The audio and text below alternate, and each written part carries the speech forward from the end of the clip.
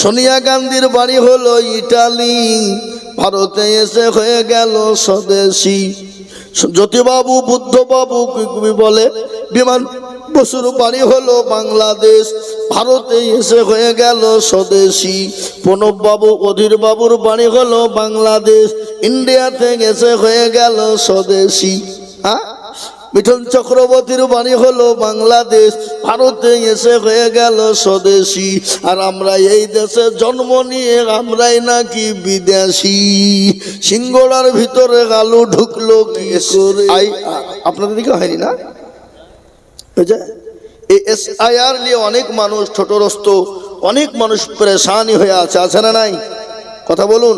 কিন্তু আল্লাহর রহম করম, আমার দেশে কে বলল 1.5 কোটি রোহিঙ্গা মুসলমান ঢুকে এসে বসে আছে, দেশটাকে দখল করে নিল।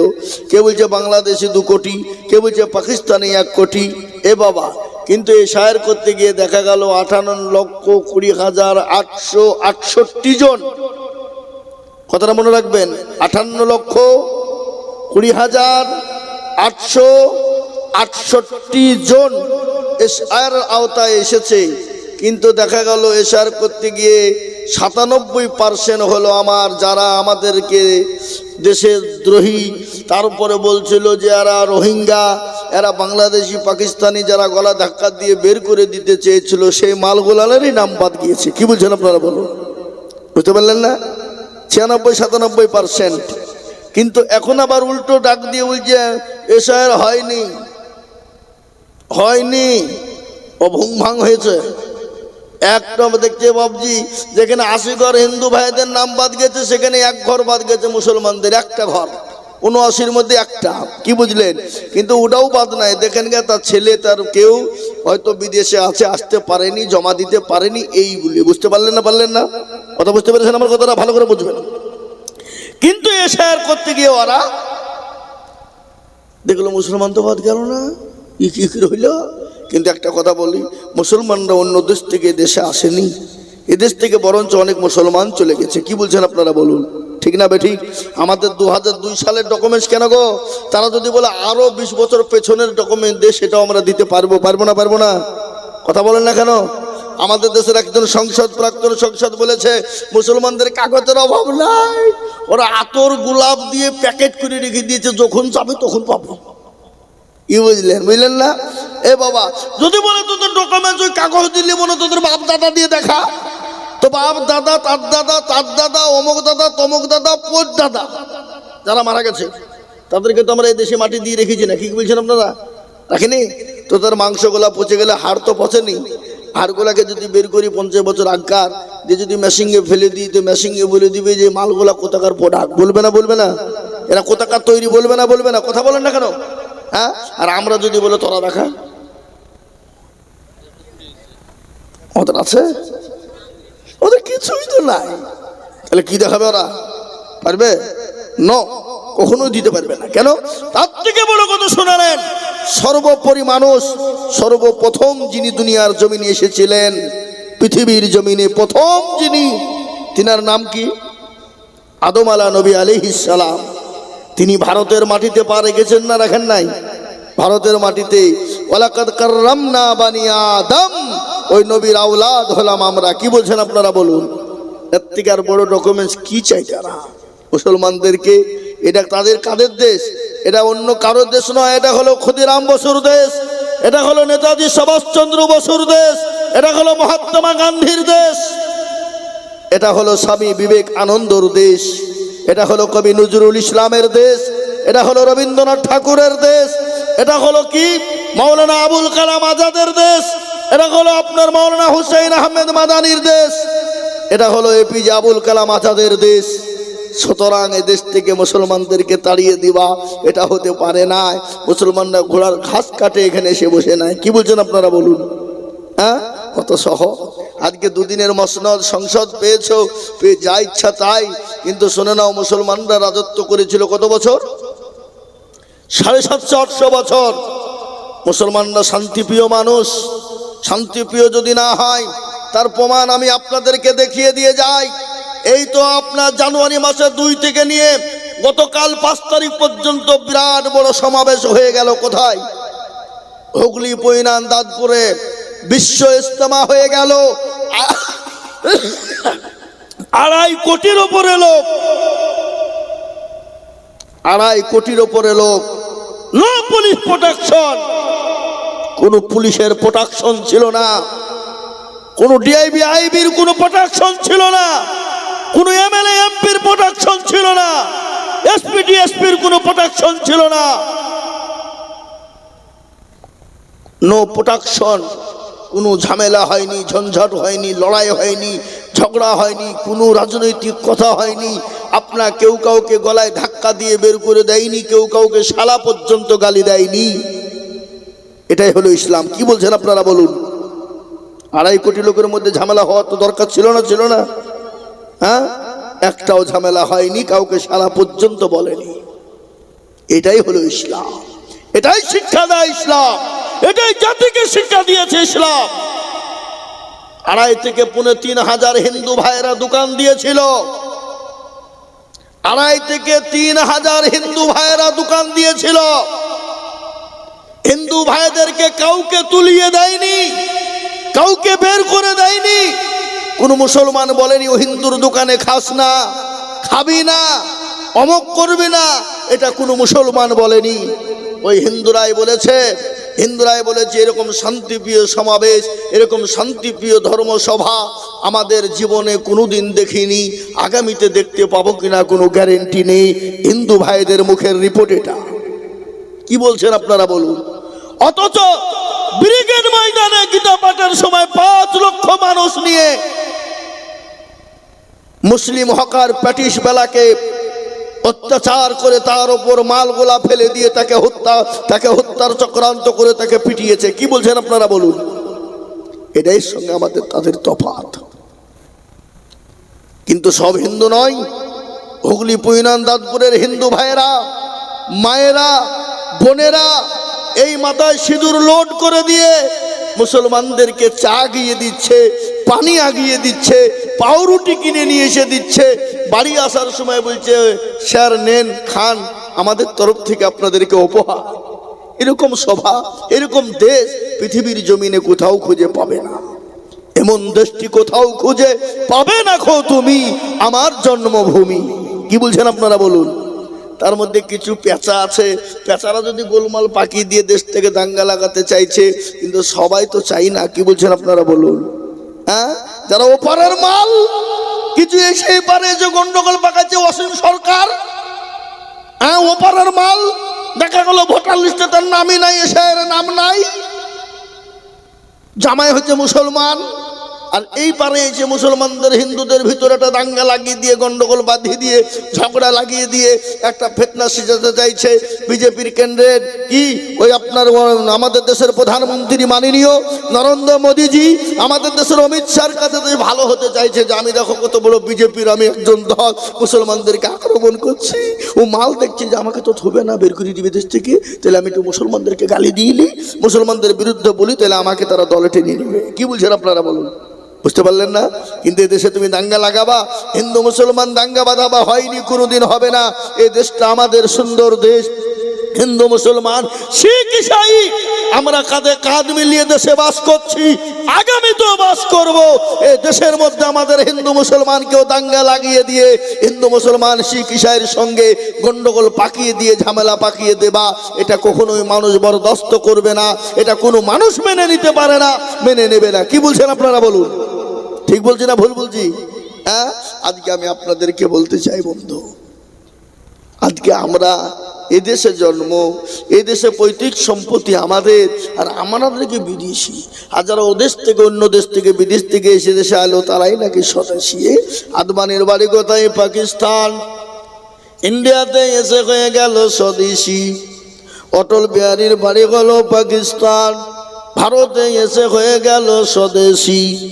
সোনিয়া গান্ধীর বাড়ি হলো ইটালি, ভারতে এসে হয়ে গেল স্বদেশী।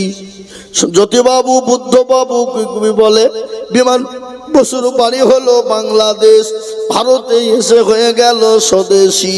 প্রণব বাবু, অধীর বাবুর বাড়ি হলো বাংলাদেশ, ইন্ডিয়াতে এসে হয়ে গেল স্বদেশী।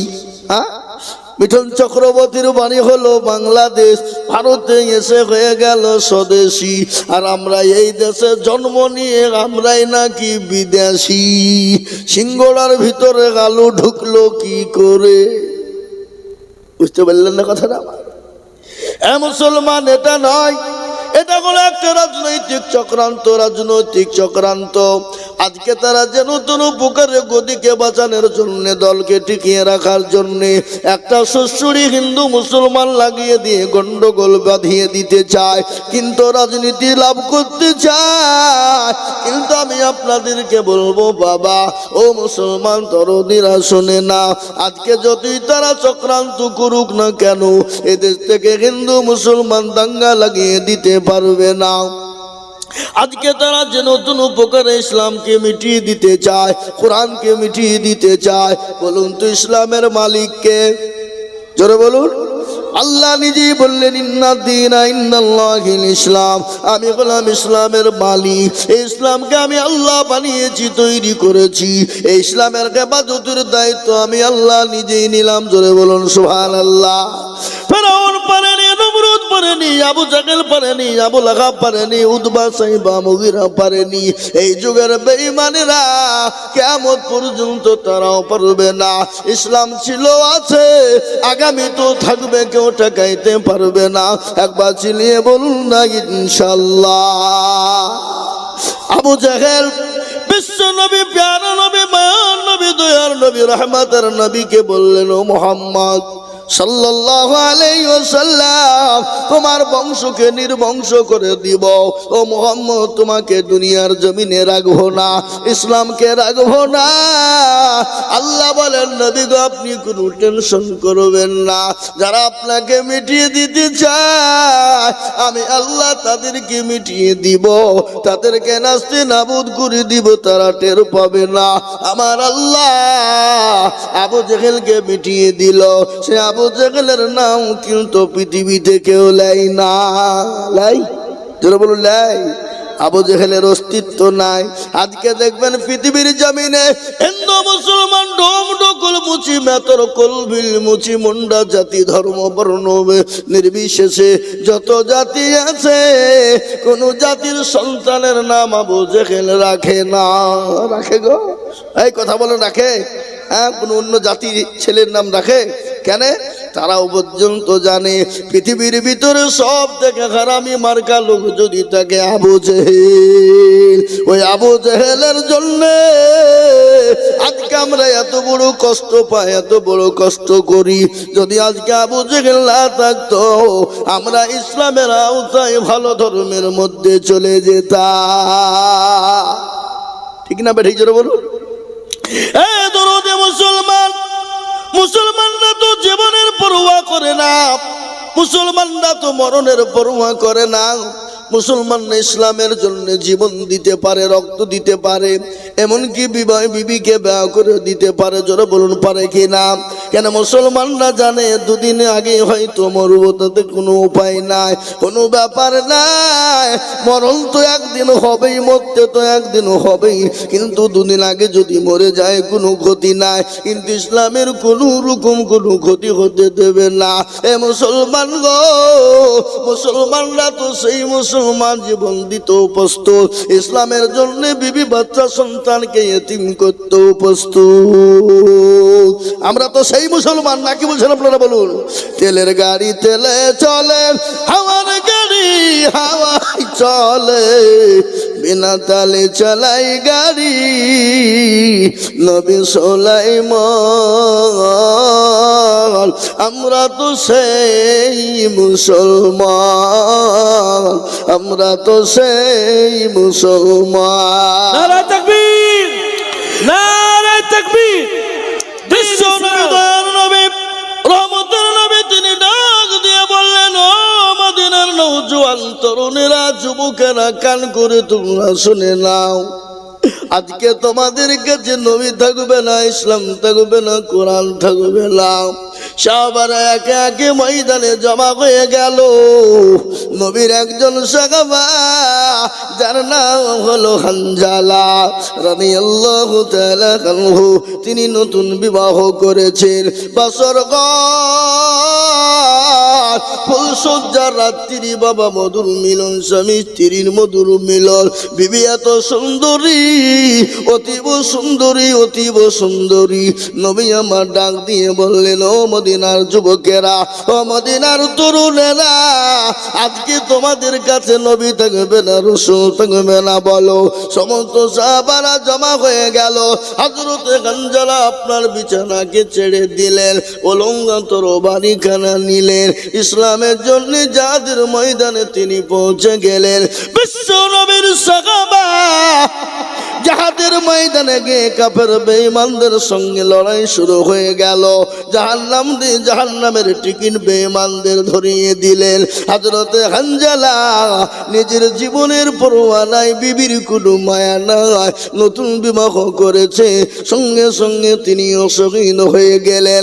বিশ্ব নবী, দয়াল নবী, মায়ার নবী তিনি দেখলেন যাহাদের ময়দানে ইসলামের দামামা বেজে গেল, কলেমার দামামাও বেজে গেল, মুসলমানদের জয় হয়ে গেল।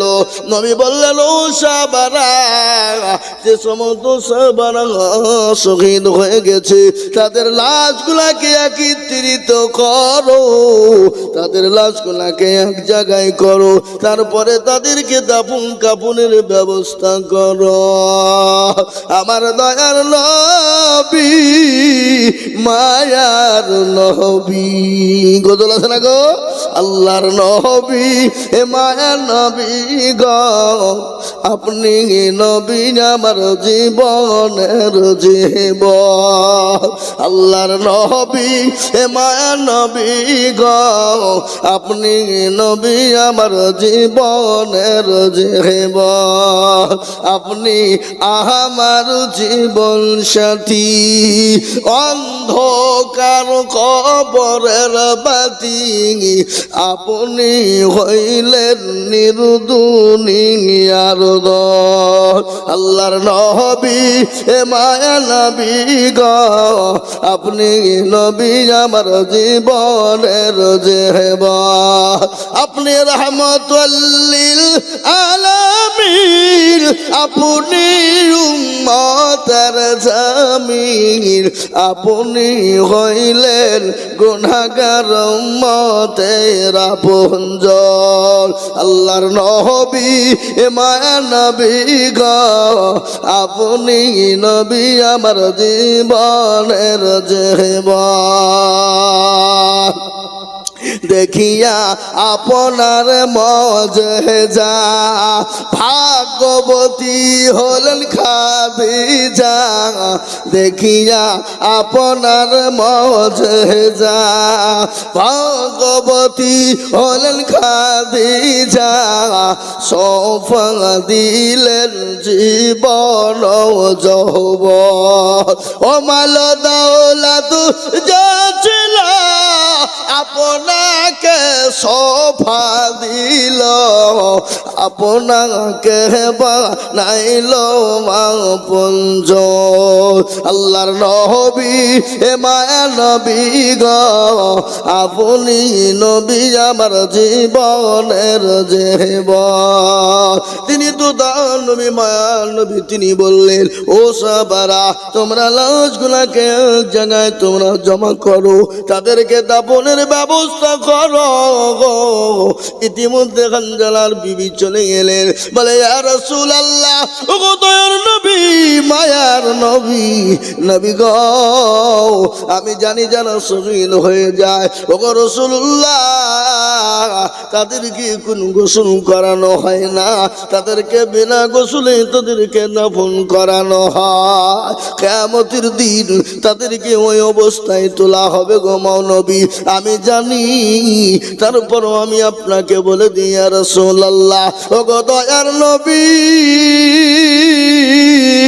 আমার স্বামী খানজালার উপর গোসল টুকুন ফরজ হয়ে গেছে। ও গো নবী, একটু দয়া করে আমার খানজালার গোসল টুকুন আপনি দিয়ে দেবেন। নবী দেখলেন সাহাবাদেরকে, বললেন, ও সাহাবারা, আমি তো আমার খানজালার লাশ খুঁজে পাই না, তোমরা খুঁজো আমার খানজালার লাশ কোথায় রয়েছে। হযরতে খানজালার লাশটা যখন কোথাও খুঁজে পাওয়া গেল না, নবীর একটু মুখটা ভারী হয়ে গেল। আরে আমার খানজালার লাশ কি বেঈমানরা গুম করে ফেললো? না না না, খানজালার লাশ গুম করতে তো বেঈমানরা পারবে না। নবী আমার আকাশের দিকে মাথাটা উঁচু করলেন, ওপর দিকে তাকিয়ে দেখেন টুপে টুপে টুপে টুপে পানি বেরিয়ে যায়। খানজালার লাশটা নবীর সামনে যখন হাজির হয়ে গেল, আমার দয়ার নবীর চোখ দিয়ে ঝরঝর করে পানি ঝরে যায়। চোখের দুই কোণ দিয়ে গড় গড় করে নবীজির চোখে পানি। বলে, খানজালা রে, জীবনের কোনো মায়া নাই, জীবনের কোনো দাম না। ওরে খানজালা, নতুন বিবাহ করে সুন্দরী বিবিকে বাসর ঘরে ফেলে দিয়ে বিবির জন্য জীবনটাও তুই রেখে রাখলি না, ইসলামের জন্য নবীর প্রেমিক পর্যন্ত দিয়ে দিলি। ওরে খানজালা, আমার আল্লাহ তোর জন্য জাহান্নামের আযাব এবং কবরের আযাবটা আল্লাহ যেন তোর মাফ করে দেয়। সাহাবারা বলেন, ফিদাকা ইয়া রাসূলুল্লাহ, নবী গো, হযরত খানজালা, ওই লাশটা যদি আজকে খানজালার লাশটা না হয়, আমাদের মতো সাহাবাদের যদি লাশটা হতো, ওগো নবী, আজকে আমরা বড় ভাগ্যবান হয়ে যেতাম। নবী বললেন, সাহাবারা, ও খানজালার বিবি শোনো গো, আমার আল্লাহ খানজালাকে দুনিয়ার কোনো পানি দ্বারা গোসল দেন নাই। আমার আল্লাহ ওই হাউজ কাউসারের পানি দিয়ে আমার আল্লাহ হযরতে খানজালার গোসলখানা দিয়েছে। সুবহানাল্লাহ বলুন। বিশ্ব নবী বললেন, ও সাহাবারা শোনো, আমার খানজালাকে যখন তোমরা দাফন করবা, খবরদার তার সঙ্গে কোনো রকম বেয়াদবি করবা না, খবরদার তার সঙ্গে কোনো রকম খারাপ আচরণ করবা না। ও সাহাবারা, আমার খানজালার লাশটা বড় দামি লাশ, ইমান বড় দামি ইমান। নতুন বিবাহ করে বাসর করে বিবিকে ফেলে দিয়ে জিহাদের ময়দানে চলে এসে, ও সাহাবা, আমার খানজালাকে যখন দাফন করবা, তোমরা একটু দেখে শুনে দাফন করো। হযরতে খানজালার লাশটা যখন দাফন করার জন্য কবরে নিয়ে যাওয়া হলো, আমার নবী মুচকি মুচকি হাসে। খানজালাকে যখন কবরে নামানো হয়, আমার নবীর ঠোঁট দিয়ে দেখা গেল মুচকি মুচকি হাসতে শুরু করলেন। সাহাবারা বললেন, ফিদাকা ইয়া রাসূলুল্লাহ, নবী গো, ও গো দয়ার নবী, আপনি খানজালার জন্য এত মুচকি মুচকি হাসছিলেন কেন? নবী বলেন, ও সাহাবারা শোনো, আমার খানজালাকে যখন দাফনটা করা হলো, ওই জান্নাতের হুর গেলে মা, ওই জান্নাতের হুরেরা আমার খানজালাকে নিয়ে টানাটানি করতেছে, আমি নিব। ও বলে, আমি চাই। ওরে আমার সাহাবা, এই জন্য আমি খানজালাকে দেখে মুচকি মুচকি হেসে যায়। এ ছিল সাহাবাদের জিন্দেগি, এ ছিল সাহাবাদের জীবন। নবীর জন্য জীবন দিতে তারা প্রস্তুত। নবীকে এতটাই তারা মহব্বত করে ভালোবাসে। আর আমরা নবীর দেওয়ানা নামাজ পড়তে যাব না, আমরা নবীর দেওয়ানা মসজিদ চিনি না, আমরা নবীর দেওয়ানা দুরুদ বুঝি না। কি বলছেন আপনারা বলুন, ঠিক না বেঠি? এই তো আমরা মুসলমান। সাহাবারা নিজের জীবন দিত, দ্বিধাবোধ করে না। আল্লাহ নবীর আর একটা করুণ ঘটনা আমার মনে হয়ে গেল। মোতার প্রান্তে বিশ্ব নবী তিনজন সাহাবাকে সেনাপতি তৈরি করেছিলেন। কয়জন জোরে বলুন? তিনজন। কিন্তু সেনাপতি কয়জন লাগে? একজন। তাবলিগ জামাতের আমির যারা হয়, তাবলিগ জামাতের জিম্মাদার কিন্তু একজন, কিন্তু সেনাপতির প্রয়োজন একজন। কিন্তু নবী কিন্তু সেনাপতি তৈরি করলেন তিনজন। তার মানে আপনারা বুঝে নিন, তিনজন সেনাপতি করেছে, তার মানে তিনজন আর কেউ কোনোদিন ফিরে আসবে না। আহা, তারা বুঝতে পেরে গেছে। আচ্ছা বলুন তো, এরকম ঘটনা যদি আমাদের সামনে আসে, ইসলামের জন্য জীবন দিতে হবে, যাও বলে, হ্যাঁ মৌলবি যাচ্ছে, তুই যা। কি বলছেন আপনারা বলুন? ঠিক না বেটে? বলবে না? বলবে না? বলে মৌলবিদের খাইয়ে দিয়ে কাজ না, এখন বউ বিবিকে ছেড়ে দেবো, তো খাবার ছেড়াবো নাকি? অত সহজ নয়। এই বাবা, ইসলামের কাজ, দিনের কাজ কাকে বলে? গতকালকের একটা ঘটনা আমার মনে হয়ে গেল। যারা কোটি কোটি কোটি টাকার মালিক, বিবি আছে, বাচ্চা আছে, জমি জায়গা, বিবি বাচ্চা, সন্তান আদি সব আছে। কালকে আমির সাহেব বললো, গো তোমরা কারা? 1 সাল তোমরা জামাতের জন্য টাইম দিবা। মুসলমানরা আবেগ কাকে বলে, দিন কাকে বলে? 1 সাল দেওয়ার জন্য হাজারো মানুষ তৈরি হয়ে গেল। 1 সাল মানে আগামী এই যে বাবজি, এই জানুয়ারি মাসের 2 তারিখ থেকে নিয়ে আগামী জানুয়ারির 2, 3, 4, 5 পর্যন্ত 1 সালের জন্য তৈরি।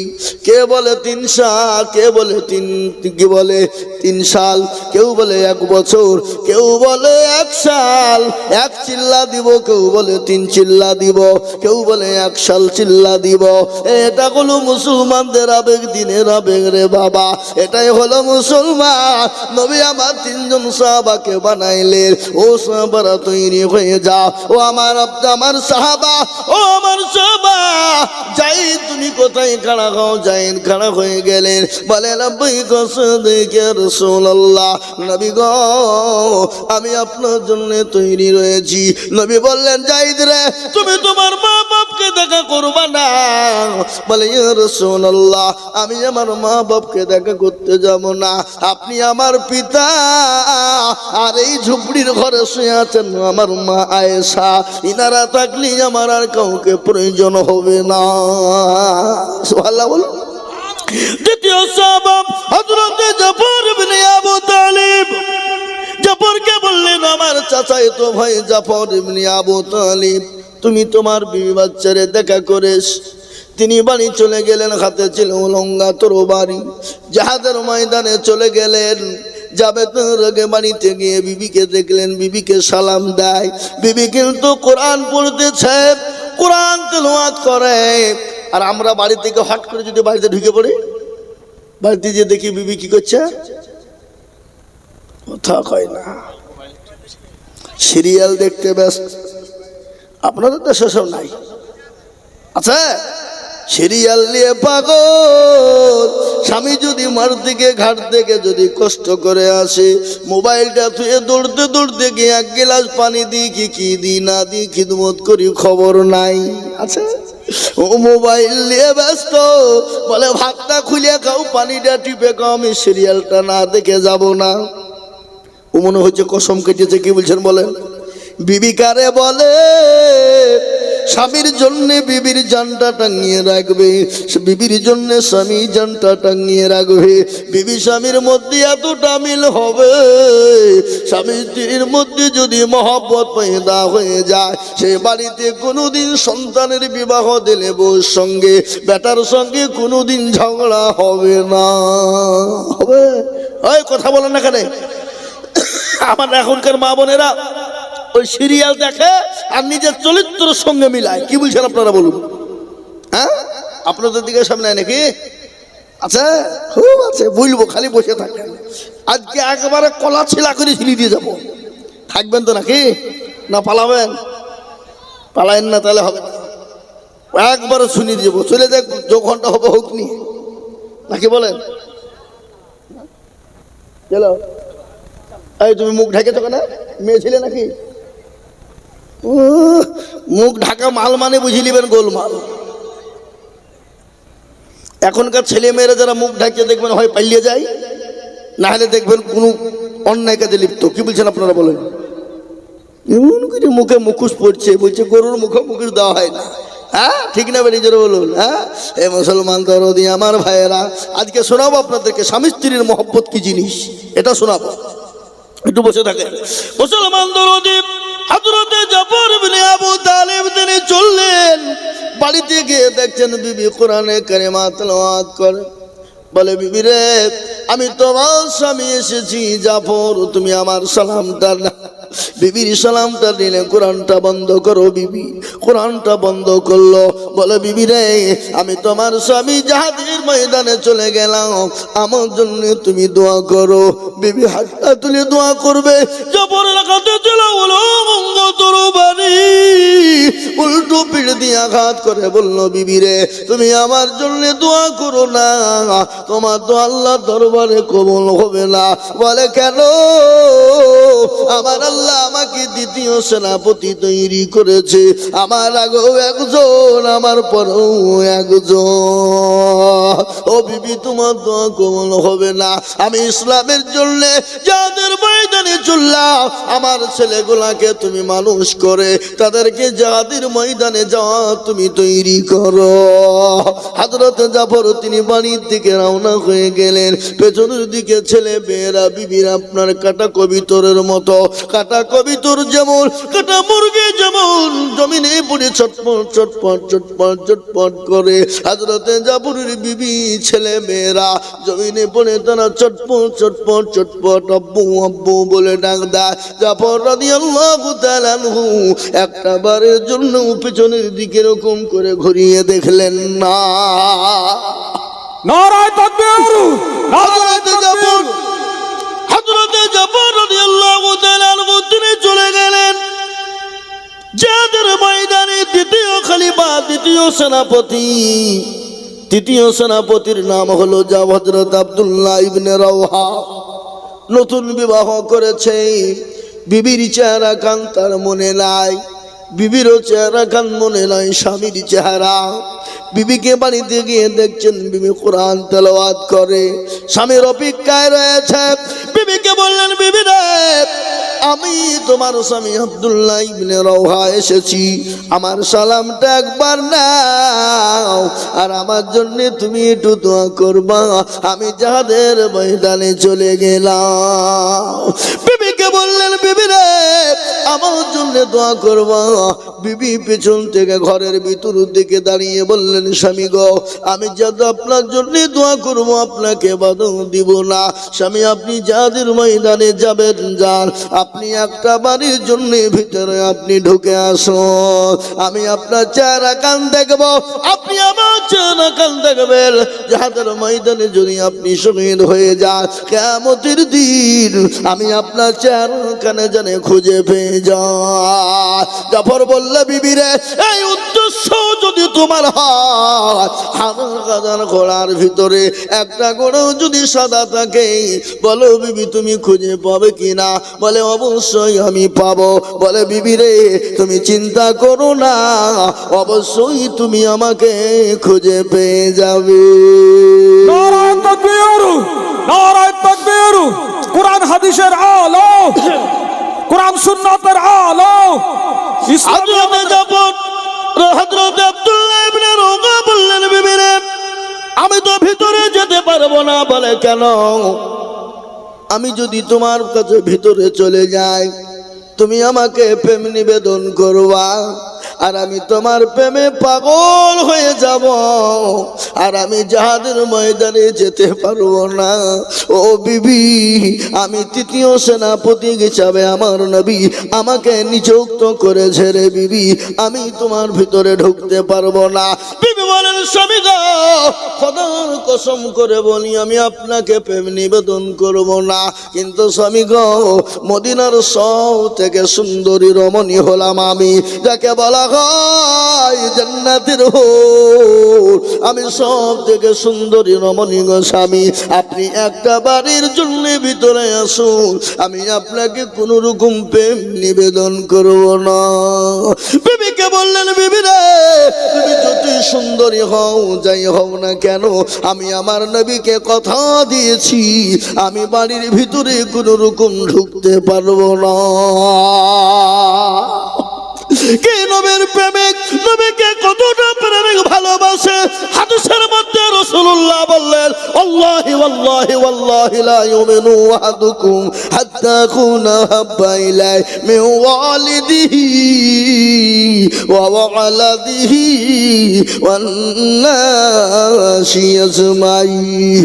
রাসূলুল্লাহ বললেন, অতক্ষণ পর্যন্ত সে মুমিন হতে পারবে না, অতক্ষণ পর্যন্ত সে মুত্তাকিন হতে পারবে না, অতক্ষণ পর্যন্ত প্রেমিক হতে পারবে না, অতক্ষণ পর্যন্ত আল্লাহওয়ালা হতে পারবে না, অতক্ষণ পর্যন্ত দিনদার হতে পারবে না, অতক্ষণ পর্যন্ত দিনদার হতে পারবে না, আল্লাহওয়ালা হতে পারবে না, নবীর প্রেমিক হতে পারবে না, দিনওয়ালা হতে পারবে না।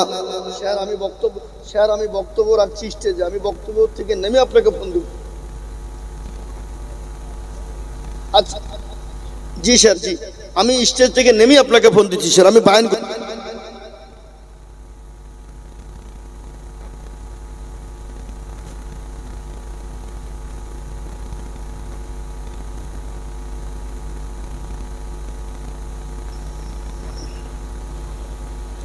একটা ঘটনা ঘটেছে বুঝলেন, মর্মান্তিক ঘটনা, ঘটনা আমার সাথে ঘটেছে। আমি গত পরশুদিন রাত্রি কাটা বাগানে জালসা ছিল আমার। এই কাটা বাগান ছিলেন তো, গাছধরপাড়া গোছধরপাড়া ওইখানে, হ্যাঁ? তখন আমি প্রোগ্রাম করি, আমার সঙ্গে আরো আমার 3-4 জন বন্ধুরা ছিলেন, ইজতেমার ময়দানে যাওয়ার জন্য রেডি। যেতে গিয়ে কিন্তু সেই দিন কিন্তু প্রচন্ড কুয়াশা, অতিরিক্ত কুয়াশা, মানে কিছু দেখা যাচ্ছিল না। যা হোক কারণবশত ওই কল্যাণী থানার কাছে জাগলি যে আপনার ওই যে টোল আছে, টোলের ওখানে একসঙ্গে 5-6 গাড়ি ব্রেক মেরেছে, আর আমারও গাড়িটা ব্রেক মেরেছে, আর ব্রেক মারার সঙ্গে সঙ্গেই ছেঁচড়ে গেছে, আর ছেঁচড়ে দিয়ে তার সামনে একটা গাড়ি ছিল, গাড়িকে লেগে যায়, তাতে আমার গাড়িও ক্ষত বিক্ষত হয়, সামনের যে গাড়িটা ছিল তারও যা ক্ষতি হয়েছে। আমি তাদেরকে বললাম যে ভাই একটা সেটেলমেন্ট করলেন, তো বললাম যে আপনি বলুন কত দেবেন, আমার লোক ছিল তো, বললাম 5-6 হাজার নেন। আমি বললাম যে না 5-6 হাজার না, আপনি 10,000 টাকা নেন, নিয়ে কাজটা করে নিয়েন। এখন ওরা বলতে চাইছে যে 20,000 যা খরচ হবে সব দিতে হবে। আমি বলছি ভাই রাস্তায় চলতে গেলে তো অনেক কিছু ঘটে, আপনাদেরও হইতে পারে, এটা আমার যদি আপনার গাড়িতে যদি আমার গাড়িতে লাগতো আপনি কি করতেন? বলে আপনার গাড়িতে আমাদের লাগেনি, আমার গাড়িতে লেগেছে, মানে একসঙ্গে 5-6 গাড়ি। তো যাই হোক মানামানি করলো না, বললাম তাহলে গাড়ি এখানে থুয়ে দেন না, আমাদের সঙ্গে চলেন। গেলে আমি ওদেরকে ইজতেমাতে গাড়ি পর্যন্ত গাড়িতে করে নিয়ে গেলাম, সবগুলাকে গাড়িতে আটে না, তো জোর জবরদস্তি নিয়ে গেলাম। তারপরে তো দেখুন থানায় ওরা আবার কমপ্লেন না কি করেছে, দেখুন স্যার ফোন করছে, কি বুঝলেন, এই তো অবস্থা, বুঝলেন না? আপনারা মনে ভাবছেন যে কি ব্যাপার শেয়ার করছে, স্যার আবার কিছু বললো নাকি বলবি রে, বলি দেয় ভালো নাকি, বুঝছেন আপনারা? হ্যাঁ, তো এই মুহতারাম বুজুর্গ দোস্ত আজিজ আমার ভাইয়ের, আমার আল্লাহ ওয়ালারা, দিনওয়ালা ইমানওয়ালা কলমাওয়ালারা, তো সাহাবারা নবীকে এতটাই ভালোবাসতেন। রাসূলুল্লাহ বললেন, অতক্ষণ পর্যন্ত তুমি মুমিন হতে পারবে না, কতক্ষণ পর্যন্ত হতে পারবে না, যতক্ষণ পর্যন্ত নিজের জীবনের থেকে, বিবি বাচ্চা জমি গাড়ি বাড়ি ধন সম্পদের থেকে আল্লাহ তাআলা রাসূলকে বেশি না ভালোবাসবে, ততক্ষণ পর্যন্ত তুমি মুমিন হতে পারবে না। তাই আমি আপনাদেরকে বলবো, হুজুর গো, পৃথিবীর জমিনে যতদিন থাকবো আল্লাহ তার রাসূলকে নিজের জীবনের থেকে বেশি ভালোবাসবো। একটু হাতটা উঁচু করে দিয়ে একটু মহাব্বতের সঙ্গে আল্লাহকে দেখে বলুন ইনশাআল্লাহ। তুলুন হাত তুলুন। অনেকে তুলল না, ওরা মনে মনে করছে যে তুললেই বিপদ। না, তুললে বিপদ নাই বাবা, যে তুলে দিল সে জিতে গেল, যে তুলে দিতে পারলো না হেরে গেল। কি বলেন আপনারা, হেরে গেল জিতে গেল বলেন তো নাকি? বলেন না, বুঝতে পারেন না? এই সরবপুরের লোক কিন্তু চালাক, বদনাই করে পানি নিয়ে গেছে মাঠে কি করতে,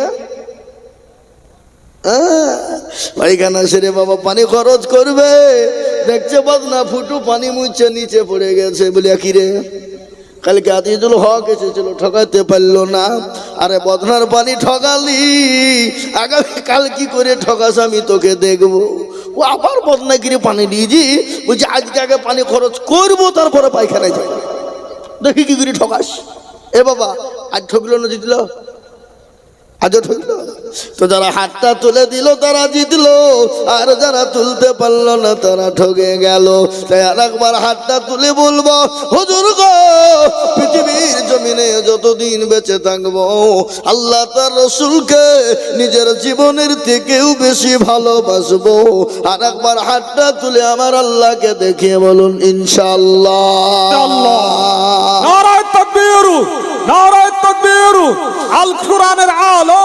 এই ভাই, এর মধ্যে তার মধ্যে এখনো কিছু লোক আধখান তুলেছে আধখান তুলে ও মনে করছে মৌলবি দেখতে পাবে না। এ বাবা, যেটা কেউ দেখে না সেটা দেখেন কে, যেটা কেউ জানে না সেটা জানে কে, যেটা কেউ বোঝে না সেটা বোঝেন কে। সবাই বলে আমি ভালো, আমি জানি কি আমার মনের গোপন খবর জানে আল্লাহ জি। আলোতে আধারে নিরজনেতে কোথা কি করেছ তুমি সব জানিস, তোমার চোখে থেকেও যাবে না ফাঁকি, আমি জানি কি